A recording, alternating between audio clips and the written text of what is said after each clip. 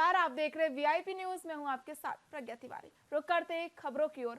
छत्तीसगढ़ के बसना में चोरों के हौसले लगातार बुलंद हैं, जहां पुलिस की गश्त के बावजूद भी चोरों की वारदातें थमने का नाम नहीं ले रही है। ताजा मामला समलेश्वरी मंदिर बसना टिकरापारा का है। विगत कुछ दिनों चोरों ने समलेश्वरी मंदिर को अपना निशाना बनाया, जहां चोरों ने मंदिर से सोने के 3 छत्र, चांदी के 2 छत्र और दान पात्र से नकदी की चोरी को अंजाम दिया। इस मामले की जानकारी जैसे ही बसना विधायक डॉक्टर संपत अग्रवाल को लगी तो उन्होंने पुलिस अधिकारियों को तुरंत मामले का खुलासा करने के निर्देश दिए, जिसके बाद पुलिस चोरों की तलाश में जुट गई है। हूँ जब मैं मंदिर आया तो सामने गेट खुला दिखा। सामने गेट से एंट्री करके चोर लोग सब सामान को अस्तर बिखर दिए हैं और माता मंदिर का जो मुकुट है वो जब नहीं दिखा तो मैं तत्काल सूचना दिया हूँ अध्यक्ष महोदय को।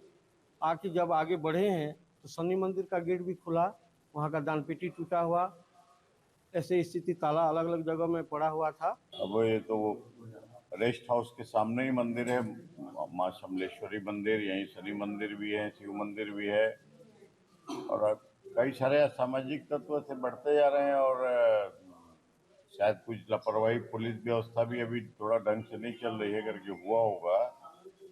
मंदिर का 4-5 ताले तोड़े गए हैं, दान पेटी तोड़ी गई है, माता के सर से मुकुट वगैरह, शनि भगवान का मुकुट, छत्र वगैरह और भी कई चीजों की चोरी हुई है, उसका भी जांच चल रही है। छत्तीसगढ़ के मुख्यमंत्री विष्णुदेव साय ने रायपुर के फुंडहर में छत्तीसगढ़ निषाद समाज की ओर से आयोजित 23वें राज्य स्तरीय युवक, युवती और विधवा विदुर परिचय सम्मेलन और आदर्श विवाह कार्यक्रम में भाग लिया। इस मौके पर उन्होंने विवाह के बंधन में बंधने वाले जोड़ों को शुभकामनाएं दी और निषाद समाज की ओर से किए जा रहे इस महत्वपूर्ण कार्य की सराहना की। बता दें कि कार्यक्रम को संबोधित करते हुए मुख्यमंत्री साय ने कहा कि निषाद समाज की ओर से ये आयोजन सामाजिक एकता के लिए एक बेहतरीन प्रयास है। वहीं समाज में सभी समान है, कोई छोटा बड़ा नहीं होता है। हम सबको मिलकर समाज की भलाई के लिए काम करना चाहिए।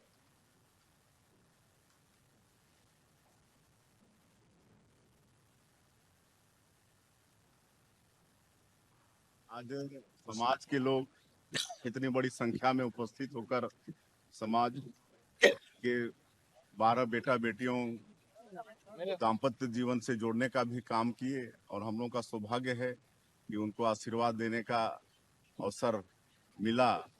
और आज घोषणाएं हुई हैं कुछ भवन के निर्माण के लिए और पिछली सरकार का 1 करोड़ का घोषणा था जिसको ये सरकार जारी किया है। यहाँ निर्माण करेंगे, प्रदेश स्तर का भवन का निर्माण होगा और समाज का एक परिवार बलौदाबाजार जिले में हत्या हो गई थी एक साथ 3-4 लोगों की, तो उस परिवार के प्रति भी सरकार संवेदना व्यक्त करते हुए उनके 4 बच्चों को अच्छे स्कूलों में दाखिला दिया गया है और 4-4 हजार रुपया उनको 18 साल उम्र तक उनको देंगे और उस परिवार के 2 लोगों को काम में लगाए हैं और 20 लाख की घोषणा की। आज चिल्फी थाना क्षेत्र में पुलिस ने चेकिंग के दौरान एक बड़ी कार्रवाई की और संदिग्ध वाहन से 30 लाख रुपए से अधिक की नकदी बरामद की है। जानकारी के मुताबिक चिल्फी पुलिस ने एक कार को चेकिंग के लिए रोका था, जिसके बाद कार की तलाशी लेने पर वाहन से 30 लाख रुपए से अधिक की नकदी बरामद हुई, जिसके बाद पुलिस ने 2 व्यक्तियों को गिरफ्तार किया। गिरफ्तार किए गए आरोपियों का संबंध राजस्थान से बताया जा रहा है। वहीं पुलिस अब इस मामले की गहनता से जांच कर रही है।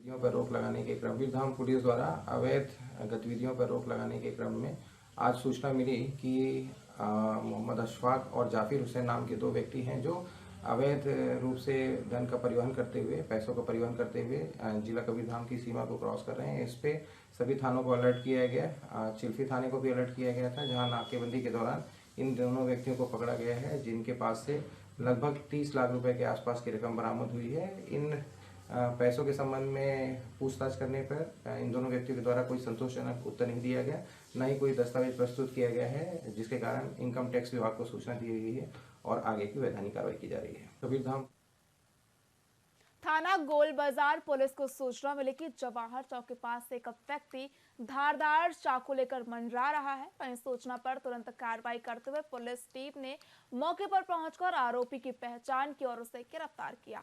बता दें कि आरोपी की पहचान हरीश निहाल के रूप में हुई है, जो सिविल लाइन बिजली ऑफिस के पास थाना सिविल लाइन रायपुर का निवासी है। आरोपी के पास से धारदार चाकू बरामद किया गया है। वहीं पुलिस ने आरोपी के खिलाफ थाना गोल बाजार 25 आर्म्स एक्ट के तहत मामला दर्ज कर उसे गिरफ्तार कर लिया।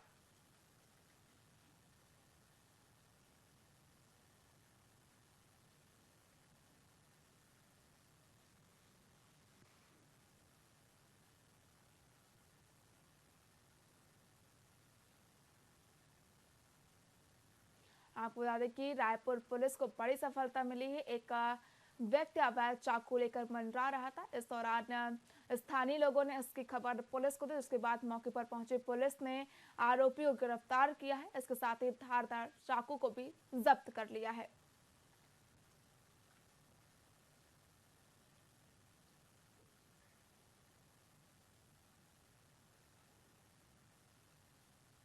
गुड़ियारी थाना पुलिस ने सूचना के आधार पर बड़ी कार्रवाई करते हुए अवैध मादक पदार्थ बरामद किया है और एक आरोपी को भी गिरफ्तार किया है। वहीं पुलिस को सूचना मिली थी कि पानी की टंकी के पास गोगांव तिराहा क्षेत्र में सफेद रंग की प्लास्टिक बोरी में शराब बिक्री के लिए रखी हुई है। इसी सूचना पर वरिष्ठ अधिकारियों के निर्देश पर थाना प्रभारी गुड़ियारी ने तत्काल कार्रवाई करते हुए स्थान पर रेड डाली। वहीं तलाशी के दौरान आरोपी साहिल टंडन के पास से अवैध मादक पदार्थ बरामद किया गया, जिसके बाद आरोपी को गिरफ्तार कर पुलिस ने कार्यवाही शुरू कर दी है।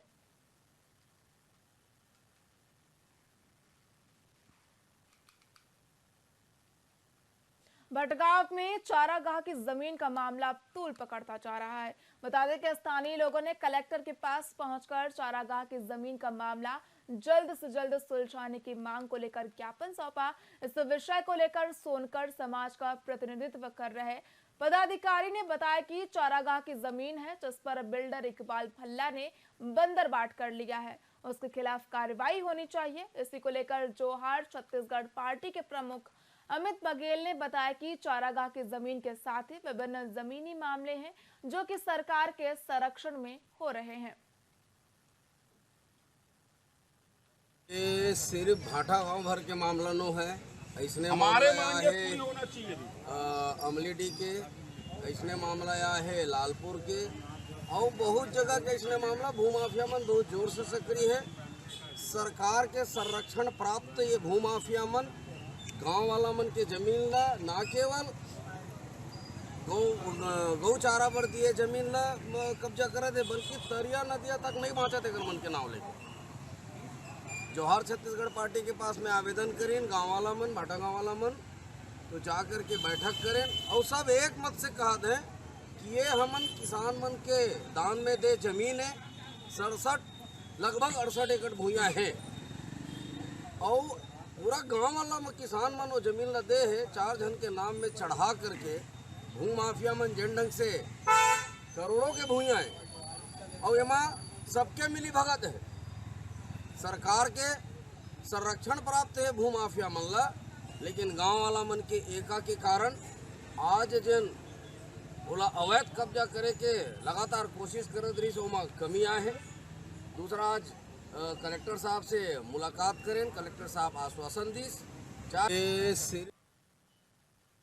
कांग्रेस की पूर्व प्रदेश अध्यक्ष धनेंद्र साहू ने बीजेपी सरकार पर रबी फसलों के लिए जारी आदेश पर बड़ा आरोप लगाया है। उन्होंने कहा कि धमतरी, राजनांदगांव और रायपुर जिले के कलेक्टरों ने आदेश जारी कर धान बोने वाले किसानों को हतोत्साहित किया जा रहा है। धान की जगह दलहन तिलहन बोने के आदेश जारी किए गए हैं। वहीं धान बोने पर किसानों पर कार्रवाई करने और जुर्माना लगाने मौखिक आदेश भी दिए गए हैं। इस आदेश का कांग्रेस विरोध करेगी। धनेंद्र साहू ने यह भी कहा कि आदेश लिखित में न देकर मौखिक आदेश अधिकारियों द्वारा दिया जा रहा है। धमतरी, राजनांदगांव और रायपुर जिले के कलेक्टरों ने आदेश जारी कर धान की जगह दलहन तिलहन की खेती करने किसानों पर दबाव बनाया है।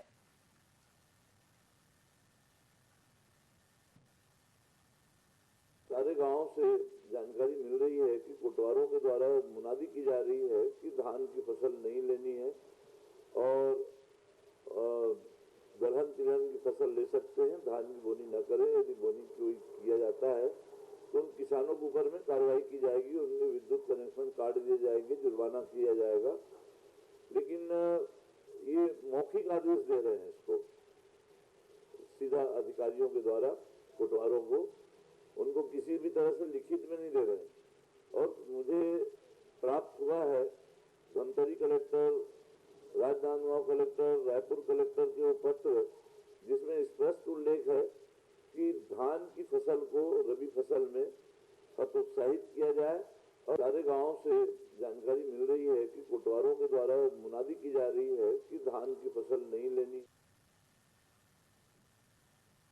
फिलहाल खबरों में इतना ही। देखते रहिए VIP न्यूज। नमस्कार।